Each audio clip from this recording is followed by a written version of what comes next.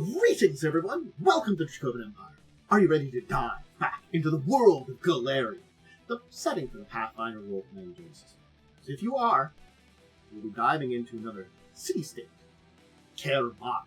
So we'll be heading to Varisia in Addis. You ready? Grab my hand. Your host and guide here, Dracovin. Remember to tip me with a like, subscribe, ring the bell, and let me know in the comments what you think of all this over on the YouTube side. Help that algorithm. The gate is open. We're traveling together. If you're ready, we should. And again, you arrive. Kaer Maga.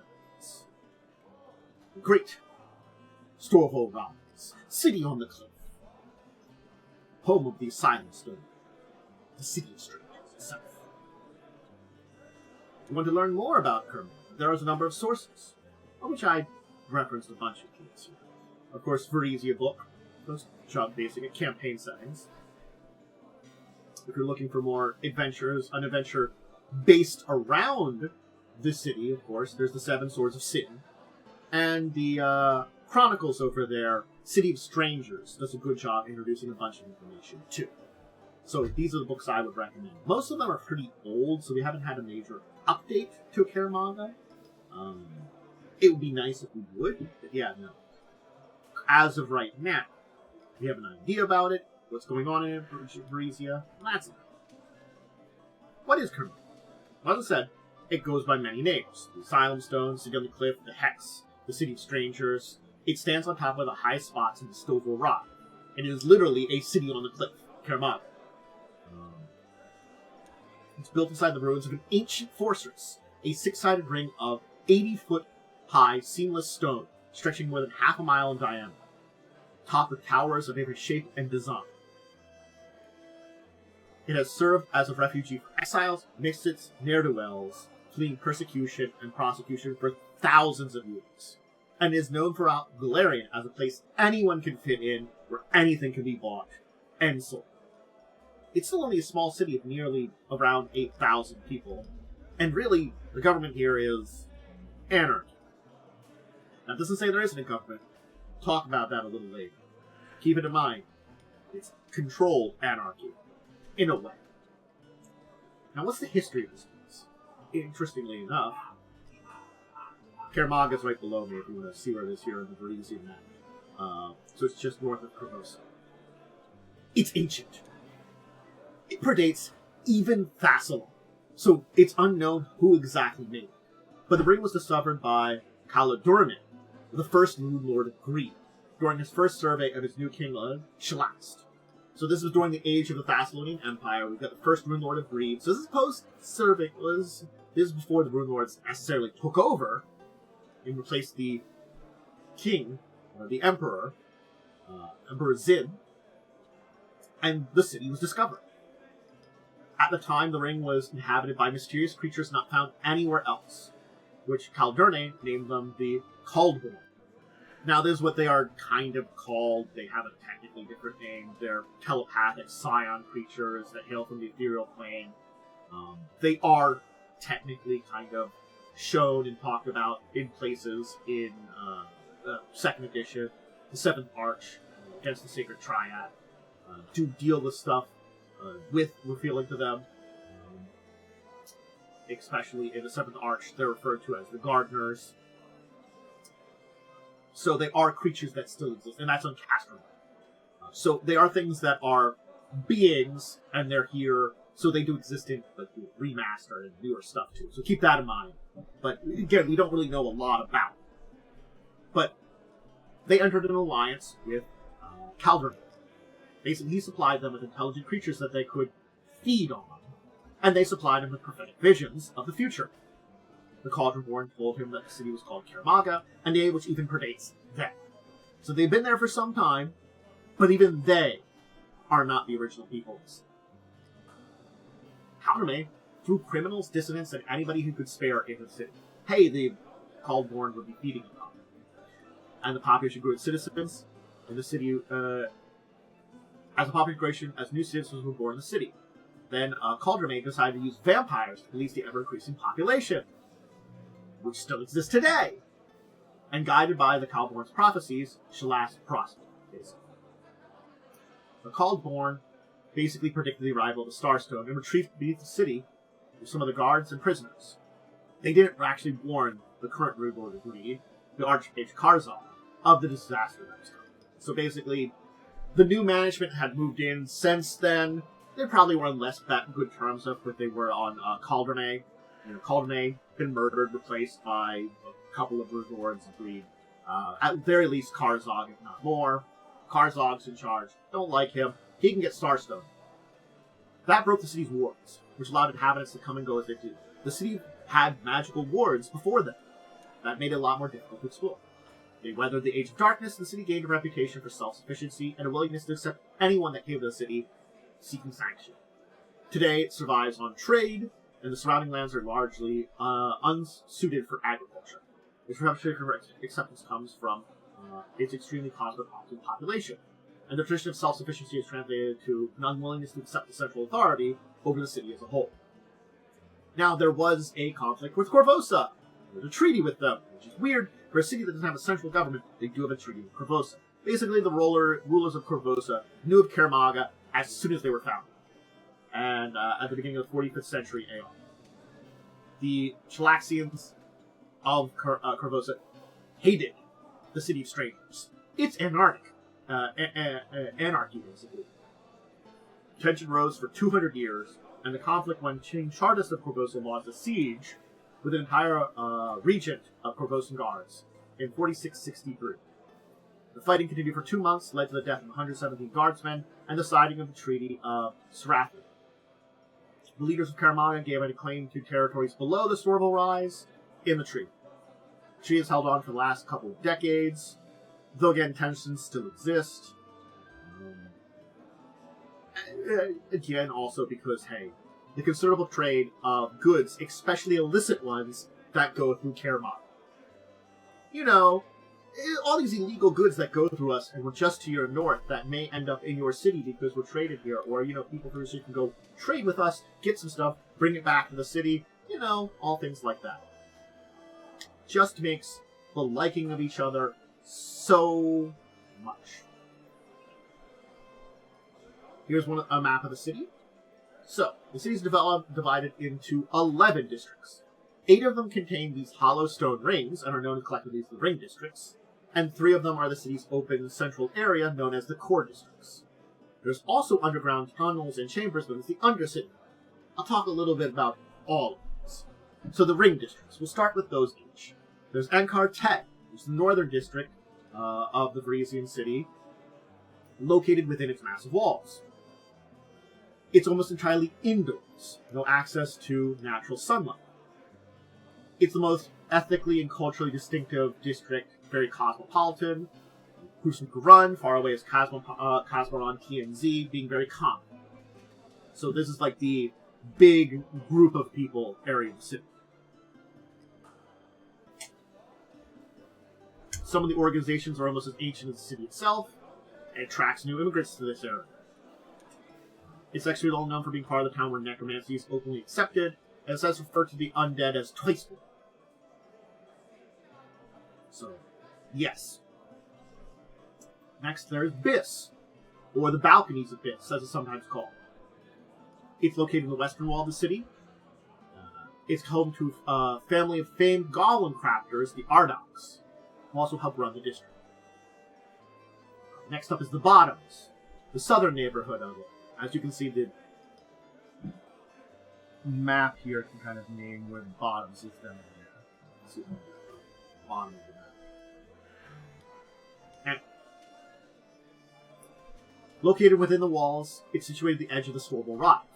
And it's the home to former slaves and abolitionists who from all over Golarion. They fiercely believe in the ideals of democracy. They learned it from another nation, and since then they call themselves the Freemen. They oppose forced labor of any form and support the rights of the oppressed and subjugated. As of 710, because we don't know much past that date, slavery was technically still legal in Kaer Maga. So, Freemans constantly are in conflict with those that would bring it into the city. But again, that's of 710, has been 15 years. A lot of major changes, like the abolition of slavery and Cheliacs, occurred during this time period, which could ripples throughout the world. It includes a place like this because it's definitely connected to colonies that are of Chelaxian descent. The Cavalcade, neighborhood that's predominantly on manufacturing and crafting in the city. Located in the southern section, it's home to smiths, workhouses, mills, powered by many streams, aqueducts, and canals that crisscross the part of the town. The high side stacks. This is an upper class neighborhood here. Rich dwell in tall buildings overlooking the core district, far removed from the chaos that characterized the rest of the city. Some of the inhabitants here sequester themselves completely from the neighborhood, handling all the data necessary to serve intermediaries. So there are a rich neighborhood here. The Orient is the primary home of the artists and Three Fingers. It's a favorite among the youth of Kaer Maga. It also played host to a decades-long sectarian street battle between two factions of monks, the Brothers of the Seal. So, yeah. Tariel Promenade District is home to the Arcanists Circle, a respected school of magic in the city, the most respected. Due to high density of mages there, the Tar Heel Promenade is one of the best places to buy magic items in all of Verizia. It's also home to a majority of temples and other religious institutes in the city, as well as many businesses that deal with mundane items. So it's got a lot of businesses, it's got a lot of religion, and it's got magic school. And the last of the ring districts, a bunch of them, is the Warren. It's located at the break in the Great Wall. You see on the map over there. It's the poorest district of the city, made up of poorly constructed wooden buildings, and many of them, many stories in hop. So that's the core district. Now, we'll talk about the core districts. There's Downmarket. It's the commercial heart of the city. Countless foreign worships set up temporary stalls and tents to display wares and conduct business. This is where a lot of the major businesses come in, where people bring in goods of, well, it's not illegal here. If you want to sell anything, you can set up a market in Downmarket, sell it. Whatever it is. You can sell it. Hospice is another district in the core. It's home to the major hospitality businesses, taverns, inns, brothels. You want to be in the core, and you want a bit of something, go to Hospice and hospitality. And then Wittershins is like a town unto itself. And like a lot of Kaer Maga, which tends to be chaotic, it's walled off, controlled neighborhoods, and has its own elected government. So it's like this city within a city, is Wittershins. Now we do have to mention the Undercity. It's basically the counted natural tunnels and artificial tunnels that are underneath the cities. And this includes where our currently friends, the Caldborn, and their vampire companions basically went to. Zavarax. That's Xavorax. It's in the deep halls beneath Kaer Maga. It's got Caldborn, vampires, and their other servants that have been drawn down there. Servants. Basically descendants of the people they brought down with them that serve them. Food for vampires and stuff. It's insular, large, forgotten city deep beneath Kaer Maga, sealed away from the surface by unbreakable boundaries of the Still Palace. But it is technically the remnants of some of those beings that had once been in Kaer Maga that flew the Earthwall. And it's there. It's technically connected with Kaer Maga, but it goes to show you that the Undercity is a place in and of itself in some structures. Now that we've explored this, there's a lot of places that are very interesting here. And you can check the books out that I mentioned before if you want to look for individual places and sort of name places. But we can talk about who's in charge here. There's a rough map of Kaer Maga. I like this one. It's kind of funny. It's in one of the books. Who is in charge? Well, we have to kind of explain that because it's looks like complete chaos, turmoil, different cultures, all that kind of stuff. And in a lot of it, it is true. Tumultuous different cultures, vying for control, no real government. But there has been an order in Kaer Maga that has survived. That hasn't allowed it to tear its own apart. basically something that screams it should have a government, but it really doesn't the way we think about it. It's basically one of the most multifaceted and delicately balanced governments on the continent. Yes, it has a government. It kind of exists. Interestingly enough. Yeah. Kaer Maga. That's why I kind of call it controlled anarchy. It's an anarcho-capitalist society. A collective of individuals who value personal autonomy over all else, and use binding contracts and match strength to keep the peace as well as any state. And no government-mandated sense of morality. A scholar would argue this is unstable, and that a society without central organization and safety nets is doomed to see its influence falter, its population simply declines. But Kaer Maga is happy to point out there are slums in other cities like Korvosa and Magmar. Yeah, we got slums. So does everybody else. And all the immigrants coming in, the refugees from what's in his wall, refugees coming in, immigrants seeking refuge, they all come in, they're willing to move in. So, unofficially, Kaer Maga is ruled by a consortium of gangs and factions whose members are constantly shifting as different groups gain power, both mercantile and martial. Many of the groups have remained ascendant for generations, and none of them remain stable at any one time, but others might threaten the truce in their place. That truce in their place. So basically, a lot of our main factions have been here, they're stable, they might have a little upwards there, but they're never going to fall apart, and they maintain a status quo. Everyone in Kaer Maga can agree. Commerce is crucial. And business doesn't require peace, but does require a certain amount of good faith. So contracts and agreements are bedrock in the society. And so the churches of Asmodeus and Abadar are major here. Yes, in an anarchy city, in a chaotic city, two of the most lawful churches are huge. They work with all the guilds, all the people to make sure oath-breaking remains the highest and maybe only sin in the city. If you draw up a contract, if you make an oath, you don't break that in Kaer Maga. That's how the city stands. Now, it's not to say there isn't friction. Hey, there's freemen. Remember, you can buy anything. People that would sell slaves here. Yeah, they don't get along. But it's not outright war between them. Skirmishes and turf battles can occur, but it's mostly Cold War kind of things. Geographic, economical control. Economy isn't things. Rival gangs aren't going to go into blood feuds. They aren't going to start murdering each other. They're going to figure out ways to compete with each other. So small-scale conflict is handled in a variety of ways, depending on the individuals involved. There is no judicial system to convict and punish those who trespass against their neighbors. Individuals look on their personal support, whether it be gangs, families, friends, business partners.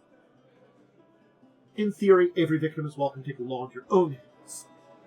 Vigilante justice is one of the really own justices.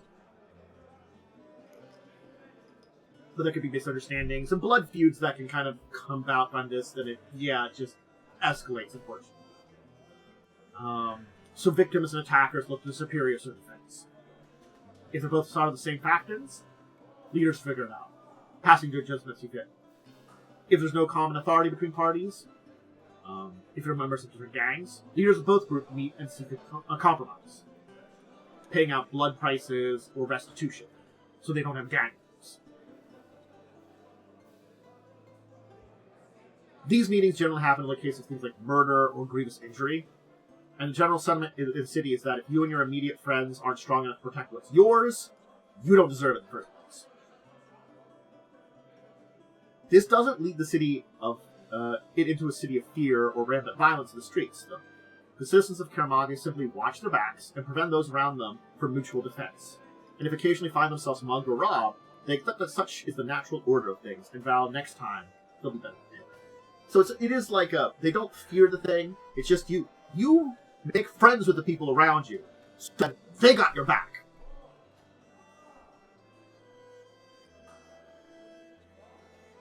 Historically, the city has united, actually, beyond any kind of vendettas, for one thing.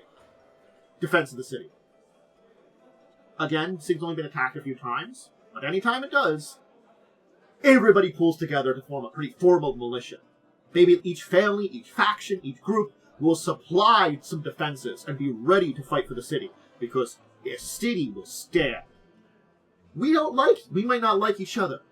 Gosh darn it, Kaer Maga will stand.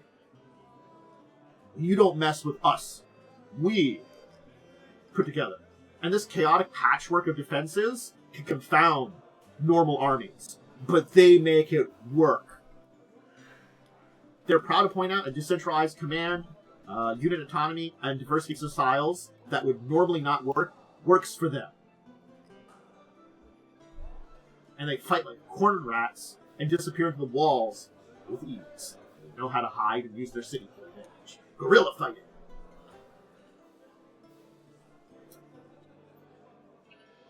Alright, let's get a little bit more information on the people of Kaer Maga, now that we have a good idea on, well, we have a little bit about the people in charge. So we kind of talked about some of the factions, the gangs and families. I could mention a few of them. The Adric family I mentioned, the Brothers of Seal, with their portal, the Sweet Takers of Tian, the Augurs, the trolls that can see the future in their own guts. Yeah, the Bloat Mages, with leeches that keep them alive, attached to their bulging bodies. Yeah, all these are major groups and factions within the city, and just add to the overall culture. There's a group of trolls that just... Well, I cut out my guts for a moment. Just put that back in there. Oh, that's unpleasant. Yeah, I saw the future. It's also one of the main halfling settlements in the inner sea regions. Halflings are the second most populous people there. It's one of the few places that, hey, halfling slaves that escaped from Cheliax, but they still had slaves, came to. They joined the Freemans, or lived in the bottoms, or lived in the halfling houses and warrens. Granted, it also might be a great place for, now there's freedom, maybe getting out of Cheliax is not a bad idea, and heading here also. A lot of maybe my relatives I can go meet. I can get out of a place that, as much as, I'm a free person, I'm probably not a first-class citizen. Might be better on my own, though. And, of course, there's the undead. There are a lot of mindless ones because of all the necromancy. Worship. Any old god can be worshipped in Kaer Maga. There's sects, cults, willing to live and let live, basically being tolerated here. If you're a religious sect, no matter how weird or culty you are, you can be there in the city. But there are some notable religions. As I mentioned, Abadar and Asmodeus are pretty important because of their connections with contracts. So they have huge influence of faith in the city. The two best ones. Callistra is there with her sacred prostitutes in the red light districts, especially in the hospice section of the city. And the clergy stay out of the city's politics, though. But yeah, so if you want to visit some of the sacred prostitutes of Callistra, you can. Cade and Kaelin, big worship there. Common amongst the lower classes, and the bottoms in particular.